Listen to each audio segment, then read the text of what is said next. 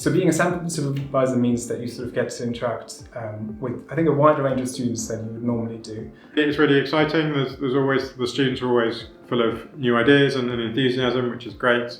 I get to meet the students and learn a little about them, not even necessarily learn about like their mathematical interests, but like kind of build the rapport before we then jump into the research phase, because research can be stressful. So having being able to develop that like nice communication style with my students before we get to the tricky bits, let's say, is really nice for me. We also participate in all the different events that SAMBa throws out, from kind of social events and to academic events. They're always very keen to get involved and try new things, and often push themselves outside their comfort area, which is great. You get to sort of see some different points of view also coming from the students, their ideas, and maybe not exactly what you were thinking of, but it's interesting to sort of bring that together and come up with a joint project and then work together on these things. I think the SAMBa students are also really excellent as well. So it's really great to have the opportunity to supervise students who are really, really excellent at the things that they do. As a supervisor, I think my role is to advise a student, maybe to sort of coach them along the way. At the start, I try to be very supportive, so obviously you want to develop the research skills, but obviously within a framework. So often when the student's starting out, they don't have a lot of experience of doing research, so you want to try and be supportive, but obviously within that framework, give the student space to develop their skills. Maybe this is a cop-out, but I'm not sure I have a supervisory style. I think my supervisory style varies a lot between students. My supervision style is to basically allow them to grow. I hope that my PhD students think that I'm a good listener.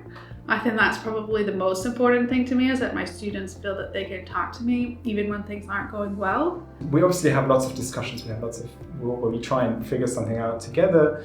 But ultimately it's their project, how they want to shape it, and my role is to guide them along the way, to say, okay, maybe they want to explore some different aspects, but maybe after a while they get stuck, and then my role is to sort of guide them. But as the PhD develops, I think it's good to offer the students sort of space to develop and to try and take things in their own direction. I try to be transparent and a good listener. I think that's those things go through all of my PhD supervision, but what it looks like day to day in individual supervision is actually pretty different from student to student. I really like to work together as a team with the students and teach them and also learn from them.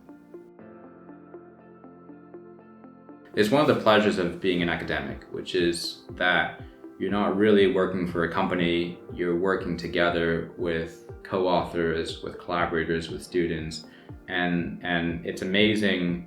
After 4 years' time or after 3 years' time, our PhD students grow up and they come in really inexperienced, and then they're just professionals by the end of it. They're so good with research, good with writing up, good with presenting. Yeah, it's really rewarding seeing sort of students coming in with their ideas and then seeing how they, over the years, develop in terms of their sort of abilities to do research and sort of also see how they tackle these problems in all these different ways. And that is probably the thing that I enjoy the most, is just seeing that growth.